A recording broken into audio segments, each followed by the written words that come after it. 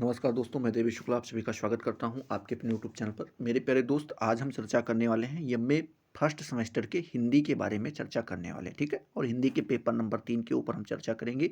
ये आज आपकी क्लास नंबर 1 होगी और चैप्टर नंबर आपका 1 होगा, ठीक है। बस हम इसको कुछ क्वेश्चंस आंसर के माध्यम से देखने का प्रयास करेंगे कि कुछ क्वेश्चंस उसमें से पूछे जाएंगे और जिनका जवाब आपको देखना है कि किस प्रकार से आता है, ठीक है। काफ़ी दिन से आप लोगों का वीडियो नहीं बन पा रहा था, जबकि कुछ यूनिवर्सिटीज़ जो है अपना पेपर स्टार्ट कर चुकी हैं, जैसे बीपीएसयू का जो है एग्ज़ाम डेट आ गया है। साथ ही साथ बात करें सुहेल देव का भी एग्ज़ाम डेट आ चुका है, ठीक है। इस प्रकार से कई सारी यूनिवर्सिटियाँ हैं जिनका अपना एग्ज़ाम शुरू हो चुका है या शुरू होने वाला है। तो पेपर नंबर 3 के ऊपर काफ़ी ज़्यादा रिक्वायरमेंट आ रही थी कि सर हिंदी के अगर पेपर नंबर 3 का जो है वीडियो मिल पाए तो ज़्यादा बेटर रहेगा। तो क्या है मेरे प्यारे दोस्त कि कुछ यूनिवर्सिटीज़ ऐसी हैं जिनका कंटेंट हमारे पास अवेलेबल नहीं है, ठीक है। जैसे पेपर नंबर 3 का नाम उन लोगों ने कुछ दूसरा रख रखा है, उनका कंटेंट ही कुछ अलग है जो अपने सिलेबस में वो रखते हैं। और जो हमारे पास अवेलेबल नहीं है तो उन बच्चों से, उन बालकों से, उन अपने मित्रों से मैं क्षमा चाहता हूँ, ठीक है, क्षमा प्रार्थी हूँ कि मैं आपको वो चीज़ें अवेलेबल नहीं करवा पा रहा हूँ, ठीक है। बाकी प्रयास यही रहता है कि जितनी भी चीज़ें हो सकें सब आपको प्रोवाइड कराई जाएँ। तो अब हम बात करेंगे जो है एमए फर्स्ट सेमेस्टर के हिंदी के पेपर नंबर 3 के बारे में। पेपर नंबर 3 का नाम ज़रूर ध्यान से देख लीजिएगा। क्या है मेरे प्यारे दोस्त? तो भारतीय काव्य शास्त्र एवं प्रमुख सिद्धांत, ये आपके पेपर का नाम है, ठीक है। क्या है? भारतीय काव्य शास्त्र एवं प्रमुख सिद्धांत। आप ज़रूर अपनी यूनिवर्सिटी से सिलेबस मिला लीजिएगा।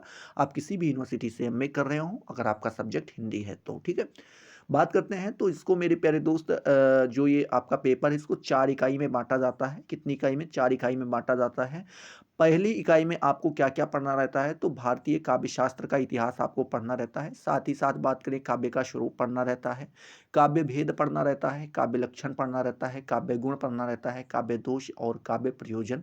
ये सारी चीज़ें इकाई नंबर 1 के अंदर आपको पढ़नी रहती है, ठीक है। वहीं पर जब इकाई नंबर 2 में आप जाते हैं मेरे प्यारे दोस्त, तो आपको रस संप्रदाय के बारे में पढ़ना रहता है। जैसे रस का स्वरूप क्या रहा है, अवयव क्या है मेरे प्यारे दोस्त, रस निष्पत्ति एवं साधारणीकरण क्या है, इसके बारे में आपको वहाँ पे नॉलेज इकट्ठी करनी रहती है, जानकारी प्राप्त करनी रहती है, ठीक है। वहीं पे जब हम बात करते हैं इकाई नंबर 3 के बारे में, तो वहाँ पर आपको अलंकार संप्रदाय के बारे में, रीति संप्रदाय के बारे में, उनका स्वरूप और भेद तथा रीति की अवधारणा क्या रही है, इन सारी चीज़ों के ऊपर आपको चर्चा करना रहता है। ये मैं आपको सिलेबस बता रहा हूँ। एक दिन मैं डिटेल में आपको सारा सिलेबस बताऊँगा। पेपर नंबर 1 का भी बताऊँगा, पेपर नंबर 2 का भी बताऊँगा, पेपर नंबर 3 का भी बताऊँगा। सारे का सारा सिलेबस आपको मैं बता जाऊँगा, आपको बिल्कुल भी चिंता करने की ज़रूरत नहीं है, ठीक है। वहीं पर हम बात करते हैं इकाई नंबर 4 के बारे में, तो यहाँ पे इकाई नंबर 4 में मेरे प्यारे दोस्त वक्रोक्ति संप्रदाय, ठीक है, जिसकी अवधारणा पढ़नी रहती है, उसके भेद पढ़ने रहते हैं, वक्रोक्ति के बारे में पढ़ना रहता है, अभिव्यंजनावाद के बारे में पढ़ना रहता है, ध्वनि संप्रदाय के बारे में, ठीक है, औचित्य संप्रदाय के बारे में और प्रमुख औचित्य संप्रदाय की जो प्रमुख संस्थाएँ हैं या औचित्य के स्वरूप एवं भेद क्या-क्या हैं, इन सारी चीज़ों के ऊपर चर्चा करना रहता है। तो ये आपके 3 नंबर पेपर का सिलेबस रहा मेरे प्यारे दोस्त, जिसका नाम है भारतीय काव्य शास्त्र एवं प्रमुख सिद्धांत। हमने सोचा 1-2 मिनट का काम रहेगा, लाओ थोड़ा-सा सिलेबस बता दें, ठीक है? और इसके ऊपर स्पेशल वीडियो बनाया जाएगा, आपको बताया जाएगा कि क्या-क्या चीज़ें आपको वहाँ पर पढ़नी रहती हैं, ठीक है? चलिए, जिनका भी कुछ यूनिवर्सिटीज़ अपना इस जल्दी काम करवाती हैं, कुछ में अभी एडमिशन ही नहीं स्टार्ट हुआ, जैसे डॉक्टर राम मनोहर लोहिया अवध यूनिवर्सिटी की बात करें तो अभी फर्स्ट सेमेस्टर का एडमिशन स्टार्ट हुआ है अभी 1 तारीख से, ठीक है? तो इस प्रकार से कुछ यूनिवर्सिटीज़ लेट चल रही हैं, कुछ यूनिवर्सिटीज़ अपना कार्य जल्दी स्टार्ट करवा दी हैं। अभी क्या हुआ कि बहुत जगह पे बुक भी अवेलेबल नहीं है, बच्चे क्या करें, कैसे करें, नोट्स भी अवेलेबल नहीं है, क्या करें? सभी को प्रॉब्लम आ रही है, तो उन प्रॉब्लम का किसी न किसी तरीके से सामना करना है। धीरे-धीरे हम अपना भी विस्तार कर रहे हैं।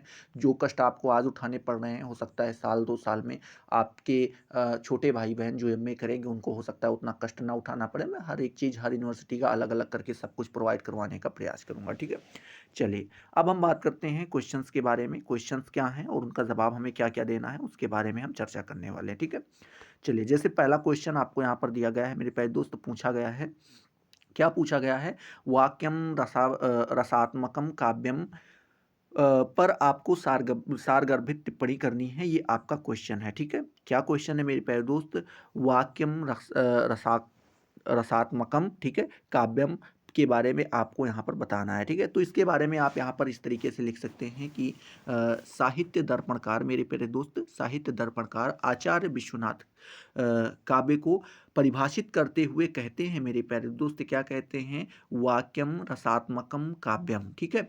इस काव्य को पल्लवित करते हुए साहित्य दर्पणकार कहते हैं कि मेरे प्यारे दोस्त, प्राणदायक तत्व होने के कारण ही रस ही जिस वाक्य की आत्मा है वही रसात्मक वाक्य काव्य है, ठीक है। क्या कहते हैं मेरे प्यारे दोस्त, फिर से सुनिएगा। वो कहते हैं कि प्राणाधायक तत्व होने के कारण ही रस ही जिस वाक्य की आत्मा है वही रसात्मक वाक्य काव्य है, ठीक है। आगे लिखते हैं, रसात्मक वाक्य को आचार्य विश्वनाथ पूर्ण अर्थपति, क्या मेरे प्यारे दोस्त, अर्थ आपत्ति में समर्थन मानते हैं, ठीक है, समर्थ मानते हैं। और साथ ही साथ लिखते हैं कि वास्तव में रसात्मक वाक्य ऐसा वातावरण बना देता है कि ठीक है, अनुभावक का मन जो है रसमय हो जाता है। आचार्य विश्वनाथ ने जिस श्लोक को रसात्मक वाक्य के रूप में उद्धृत किया है उसका सुंदर अनुवाद बिहारी ने किया है। बिहारी का वह दोहा यानी रसात्मक वाक्य इस प्रकार है, ठीक है। बिहारी जी ने एक दोहा उनके ऊपर लिखा है। क्या लिखा है मेरे प्यारे दोस्त, उन्होंने लिखा है कि मैं मसीहा सोयो समुझ, क्या, मैं मिसहा, ठीक है, मैं मिसहा सोयो समुझ, मुँह चूम्यो ढिग जाए, क्या, मुँह चूम्यो ढिग जाए, हस्यो खिसानी गल गयो, ठीक है, हस्यो खिसानी गल गयो, रही गरे लपटाए, ठीक है, क्या, रही गरे लपटाए। इस प्रकार से लिखते हैं, नवविवाहित अपने पति से संकोच करती थी, ठीक है। आगे लिखते हैं, एक बार उसका पति झूठ मूठ ही बहाना बनाकर लेट गया, ठीक है। क्या किया मेरे प्यारे दोस्त, लेट गया सोने का अभिनय करता हुआ, मतलब उसने अपनी पत्नी को ऐसा दिखाया कि मैं सो रहा हूँ, इस तरीके से वो जाकर के क्या करता है, झूठ मूठ का बहाना बना के सो जाता है। लिखते हैं, अनुरागनी पत्नी एकांत देखकर और पति को सोया हुआ समझकर उसके पास गई, और जब यह समझ लिया कि वह वास्तव में गहरी नींद में सो रहा है तो पत्नी ने उसका मुंह क्या किया मेरे प्यारे दोस्त, चूम लिया, ठीक है। आगे लिखते हैं, इस पर झूठ मूठ का सोने वाला पति पुलकित हो गया, ठीक है। क्या हुआ, पुलकित हो गया, उसके मुंह पर अनुराग की लाली दौड़ गई, निर्मल हंसी से परिवेश गुंजायमान हो गया, ठीक है। मतलब बताते हैं वो इतना खुशी हो गया उस चीज़ को देख करके, उस चीज़ को महसूस करके इतना खुश हो जाता है। एक बार तो पत्नी खिसिया गई, ठीक है, मतलब वो क्या हो गई एकदम से, मतलब जब उसको पता चला कि ये सो नहीं रहे थे, जग ही रहे थे, तो वो थोड़ा सा खिसिया गई। परंतु परंतु ही उसने अपनी झेप को दर, क्या मेरे प्यारे दोस्त, अपनी झेप को दर किनारा कर दिया और पति को चूमते ही वह उसे गले से लिपटा गई, ठीक है। आगे लिखते हैं कि चुंबन का जवाब आलिंगन, मेरे प्यारे दोस्त क्या बताते हैं, चुंबन का जवाब आलिंगन, पत्नी का मान करने, ठीक है, पत्नी का मान करने का नाटक पति के नींद में नाटक की समक्ष पराजित है, ठीक है। आगे लिखते हैं कि प्रयोक्ति और स्वाभावोक्ति अलंकार ही सुंदर विनियोजना, ठीक है। आगे लिखते हैं, इसीलिए आचार्य विश्वनाथ ने रसात्मक वाक्य को काव्यात्मा की संज्ञा प्रदान की है, ठीक है। तो इस प्रकार से आप इसका पहले नंबर प्रश्न का जवाब दे सकते हैं। हो सकता है थोड़ा बहुत आपको कम भी समझ में आया हो तो अपना एडजस्ट कर लीजिएगा, वीडियो एक बार और देख लीजिएगा तो समझ में आ जाएगा, ठीक है। चलिए आगे देखते हैं मेरे प्यारे दोस्त, तो दिया गया है, रस को आप कैसे परिभाषित करेंगे, ये क्वेश्चन सेकंड नंबर आपसे यहाँ पर पूछा गया है, ठीक है। क्या पूछा गया है कि रस को आप कैसे परिभाषित करेंगे, ये क्वेश्चन पूछा जाता है। तो यहाँ पर लिखते हैं, रस शब्द जो है मेरे प्यारे दोस्त भारतीय संस्कृति और साहित्य के चरम विकास से संबंधित है। भारतीय जीवन के विभिन्न क्षेत्रों में रस शब्द का प्रयोग सर्वोत्कृष्ट तत्व के लिए होता है, ठीक है। आगे लिखते हैं कि खाद्य पदार्थों और फल जैसे क्षेत्र में रस मधुरतम तरल पदार्थ का घोतक है, ठीक है। और लिखते हैं, संगीत के क्षेत्र में कर्णेंद्रिय द्वारा प्राप्त आनंद नामक रस है। ठीक है, मतलब बताते हैं कि अगर रस शब्द बात करें तो जो भारतीय संस्कृति है और जो साहित्य है मेरे प्यारे दोस्त, उसके चरम विकास से संबंधित है। जब उसका विकास एकदम अपने परिपूर्ण पे हुआ तो उसी से ये संबंधित है। आगे लिखते हैं कि जो भारतीय जीवन के विभिन्न क्षेत्र हैं मेरे प्यारे दोस्त, क्षेत्रों में रस शब्द का प्रयोग जो है वो सर्वोत्कृष्ट तत्व के लिए किया जाता है। बताते हैं जो भारतीय जीवन है उसमें जितने भी क्षेत्र हैं उसमें जब रस शब्द की बात आती है तो सर्वोत्कृष्ट मतलब सबसे ऊंचे तत्व के लिए क्या किया जाता है मेरे प्यारे दोस्त, प्रयोग किया जाता है। और लिखते हैं खाद्य पदार्थों में फलों के क्षेत्र में रस मधुरतम तरल पदार्थ होता है। कहते हैं जब खाद्य के पदार्थ में आप जाते हो, जब वहां पर रस की बात की जाती है,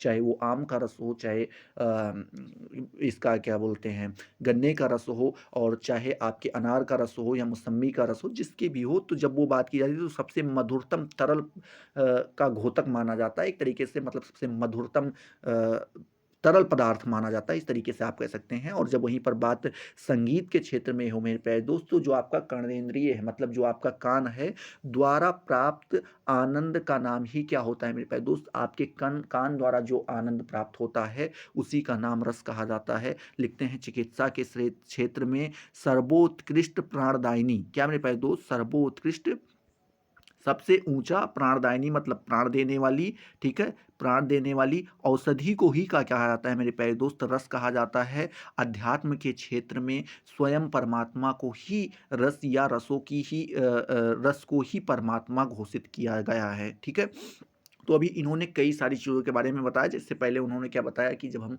खाने की बात करते हैं तो वहाँ पर जो सबसे सबसे मीठा और सबसे आनंदमयी जो तरल पदार्थ होता है उसको रस कह देते हैं। जब वहीं पे बात हम क्या करते हैं, काव्य की बात करने लगते हैं, संगीत की बात करने लगते हैं, तो जो हमारे कानों को सबसे ज़्यादा मधुरता प्रदान करता है वही रस होता है। औषधि की बात करते हैं तो जो हमें सर्वोत्कृष्ट औषधि होती है या जिससे हमें प्राण देती, जो हमें प्राण प्रदान कराती है, उसको रस कहा जाता है। और जब वहीं अध्यात्म के क्षेत्र में बात करें तो स्वयं परमात्मा को ही रस कहा गया है, या आप कह सकते हैं रस को ही परमात्मा कहा गया है। रसो वैसा अर्थात रस ही परमात्मा है मेरे प्यारे दोस्त, क्या लिखा गया है, रसो वैसा अर्थात रस ही परमात्मा है। या किसने कहा है, तो ये डॉक्टर गणपति चंद्र गुप्त जी ने कहा है। ठीक है, किसने कहा है, गणपति चंद्र मुक्त गुप्त जी ने कहा है। इस प्रकार से आपको ये ध्यान में रखना है। आगे लिखते हैं रस संप्रदाय के आचार्य मानते हैं कि रस ही काव्य की आत्मा है। ठीक है, कौन मानता है, रस संप्रदाय के जो आचार्य हैं वो मानते हैं कि रस ही क्या होती है, काव्य की आत्मा होती है। रस के काव्यात्म काव्यात्मत्व को स्वीकार करते हुए साहित्य दर्पणकार आचार्य विश्वनाथ कहते हैं, क्या कहते हैं, वाक्यम रसात्माकम काव्यम, अर्थात रस प्रधान वाक्य ही काव्य कहलाता है। रस के स्वरूप को बतलाते हुए आचार्य मम्मट जी कहते हैं, क्या कहते हैं, आचार्य के रस के स्वरूप को क्या बताते हैं, आचार्य मम्मट जी बताते हैं, कारणा कारणानाथ्य कारणी सहकारणी यानी चा। ठीक है, रत्यदेह रत्याह देह स्थानियों लोके तनि चेनट चेनाट्य काव्यो। ठीक है, विभावाः अनुभवास्तत् काव्यथे कथ्यन्ते। ठीक है, कथ्यन्ते व्यभिचारिणी वक्त्यः वक्ता तैर्भावाधये और अस्थायी भावो सह रसः स्मृतः, अर्थात लोक में रति। ठीक है, क्या लोक में रति आदि अस्थाई भावों के जो कारण कार्य तथा सहकारी भाव होते हैं उनको उनका ही यदि काव्य अथवा नाट्य में प्रयोग होता है तो उनका अलौकिक नाम क्रमशः विभाव अनुभाव तथा व्यभिचारी भाव पड़ जाता है। ठीक है, क्या होता है, उन्हीं का नाम क्या पड़ जाता है, विभाव अनुभाव और व्यभिचारी भाव पड़ जाता है। और उन अनुभाव विभाव तथा व्यभिचारी भावों के द्वारा रति आदि की अभिव्यक्ति होती है तो वह रस कहलाता है। तो वही क्या कहलाता है मेरे प्यारे दोस्त, रस कहलाता है। आगे लिखते हैं भरत मुनि ने अपने ग्रंथ नाट्य शास्त्र में रस निष्पत्ति के मूल कारणों को इस प्रकार स्पष्ट किया है। उन्होंने क्या कहा है, उन्होंने कहा है कि विभावा अनुभाव व्यभिचारी संयोग दृश निष्पत्ति मतलब यहाँ पे बताते हैं कि संक्षेप में कह सकते हैं कि विभाव, अनुभाव और संचारी भाव ही रस का स्वरूप निर्धारित करते हैं। प्रश्न नंबर 3 यहीं पर मेरे प्यारे दोस्त आपसे पूछ रहा है, क्या पूछ रहा है कि रमणीयार्थ प्रतिपादकः शब्दा काव्यम का आशय स्पष्ट करना है आपको मेरे प्यारे दोस्त। तो यहाँ पर आप लिखेंगे, क्या लिखेंगे, पंडित राज जगन्नाथ ने काव्य की परिभाषा देते हुए लिखा है, क्या लिखा है कि रमणीयार्थ प्रतिपादकः शब्दः काव्यम, अर्थात उस शब्द को काव्य कहते हैं जो रमणीय अर्थ का प्रतिपादन करता है। क्या करता है मेरे प्यारे दोस्त, रमणीय अर्थ का प्रतिपादन करता है, उसी शब्द को हम काव्य कहते हैं। इस लक्षण से स्पष्ट है कि आचार्य जगन्नाथ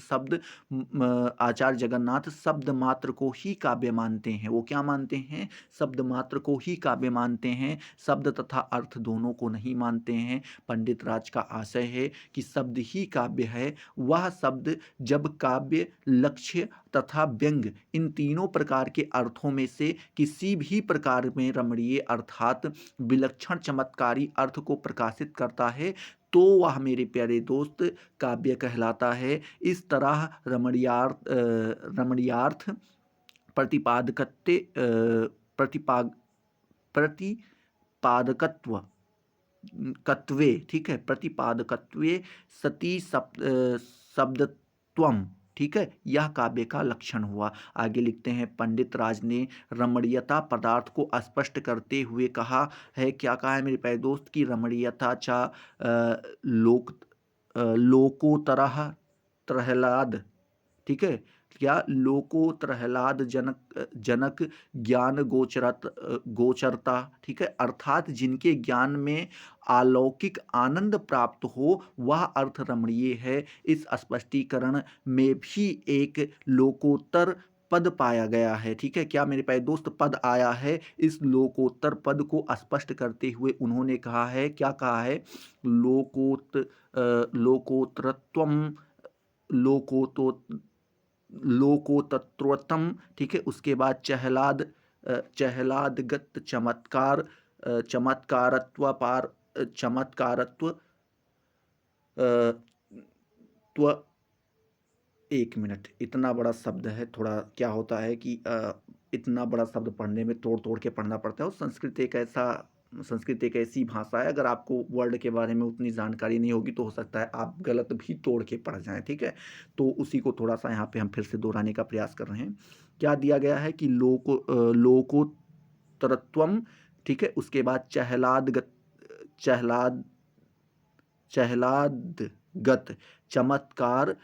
चमत्कारत्व पर पर्यायो अनुभव साक्षी को जाति विशेषा, ठीक है, इस प्रकार से बताया गया है कि यहाँ पर लोकोत्रत्व ना तो सतिशय रूप है और ना ही मेरे प्यारे दोस्त निरतिशय रूप, ठीक है। आगे लिखते हैं, यह घटत्व पटत्व जैसा एक जाति विशेष है, ठीक है, क्या है, एक जाति विशेष है और यह आनंद में रहता है, उसी का दूसरा रूप चमत्कारत्व है।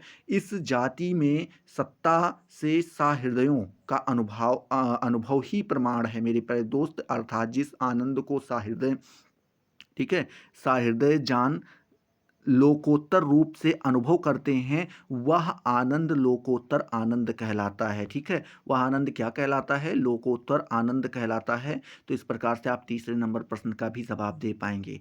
चौथा नंबर प्रश्न पूछ रहा है, क्या पूछ रहा है, आचार्य मम्मट द्वारा प्रतिपादित काव्य प्रयोजन पर प्रकाश डालिए। तो दिया गया है, काव्य प्रयोजन के संबंध में आचार्य मम्मट अपनी रचना काव्य प्रकाश में कहते हैं कि काव्यम यशेष अर्थकृते, ठीक है, व्यवहार विदे शिवेतर छतये सघा, ठीक है, सघा पर निवृत्ते कांता सम्मित, ठीक है, कांता सम्मित तयो तयोपदे सयुजे, ठीक है। अर्थात यहाँ पे बताते हैं जिसका आशय है कि काव्य में यश की प्राप्ति होती है। क्या होती है? यश की प्राप्ति होती है, अर्थात धन मिलता है, धन मिलता है, व्यवहार ज्ञान होता है और अमंगल का नाश होता है, तत्काल ही लोकातीत आनंद मिलता है और कांता, जिसे यहाँ पे प्रेमिका के नाम से भी पुकारा जाता है, में समान मधुर प्रिय लगने वाला उपदेश भी प्राप्त होता है। काव्य के माध्यम से प्राप्त शिक्षा चिर स्मरणीय होती है, जो कभी भुलाया नहीं जा सकती है। आचार्य भिखारी दास, क्या मेरे प्यारे दोस्त, आचार्य भिखारी दास ने इस तथ्य सत्य की पुष्टि करते हुए कहा है। क्या कहा है मेरे प्यारे दोस्त? तो पुष्टि करते हुए लिखते हैं कि एक लहे तपपुंजन, ठीक है, तपन एक लहे तप पुंजन के फल ज्यों तुलसी अरु सूर गोसाई, एक लहे बहुसंपत्ति केशो भूषण ज्यों बरबीर बड़ाई, एकन जो जस, क्या मेरे प्यारे दोस्त, एकन को जस ही सो प्रयोजन है, रसखान रहीम किनाई दास कवितन, क्या मेरे प्यारे दोस्त, दास कवितन की चर्चा बुद्धिवंतन को सुख दे सब ठाई, ठीक है। तो इस प्रकार से जो है आप यहाँ पर लिख सकते हैं। यहीं पर 5वां नंबर प्रश्न पूछ रहा है, क्या पूछ रहा है कि दृश्य काव्य के प्रमुख भेदों पर सार गर्भित क्या करना है, टिप्पणी लिखना है मेरे प्यारे दोस्त। तो आप यहाँ पर लिखेंगे दृश्य काव्य के 2 भेद भारतीय साहित्य में पाए जाते हैं, पहला रूपक और दूसरा उपरूपक, ठीक है। रूपक के 10 और उपरूपक के 18 भेद माने जाते हैं। रूपक और अरूपक के भेदों को क्रमानुसार नामोल्लेखित यहाँ पर किया गया है। रूपक के जो 10 भेद बताए गए, उसमें पहला नाटक, ठीक है, फिर उसके बाद प्रकरण, फिर भाण, फिर उसके बाद प्रहसन, ठीक है, उसके बाद वियोग, व्यायोग, ठीक है, उसके बाद समौकार, फिर डिम, फिर बीथी, फिर अंक, उसके बाद मेरे प्यारे दोस्त इहा मृग, ये आपके 10 आ जाते हैं। वहीं पे उपरूपक की बात की जाए तो उसमें नाटिका, ठीक है, त्रोटक, गोष्ठी, सट्टक, ठीक है, उसके बाद नाट्य रासक, ठीक है, उसके बाद प्रस्थान, उलाप्य काव्य, उसके बाद प्रेक्षण रासक, ठीक है, उसके बाद सलापक, और उसके बाद श्री गदित, फिर उसके बाद शिल्पक, ठीक है, उसके बाद विलासिता, फिर आपका आ जाता है दुर्म द्रुमलिका, ठीक है, उसके बाद प्रकरणी, फिर हल्लीस, और उसके बाद भाड़िका। ये आपके यहाँ पे 18 आ जाते हैं मेरे प्यारे दोस्त, ठीक है। तो इस प्रकार से आप यहाँ पर इसका भी जवाब दे पाएंगे। तो आई होप ये सारी चीज़ें आपको क्लियर हुई होंगी। अगर क्लियर हुई तो फटाफट वीडियो को लाइक करो, अपने दोस्तों के साथ शेयर करो। अभी तक अगर आपने चैनल को सब्सक्राइब नहीं किया तो सब्सक्राइब करके बेल वाले आइकन को जरूर प्रेस कर दो, जिससे आपको सारी नोटिफिकेशन मिलती रहें और आप उनसे लगातार लाभान्वित होते रहें। तो चलिए अगले वीडियो में मिलते हैं नए जोश नए टॉपिक के साथ। तब तक के लिए जय हिंद, जय भारत।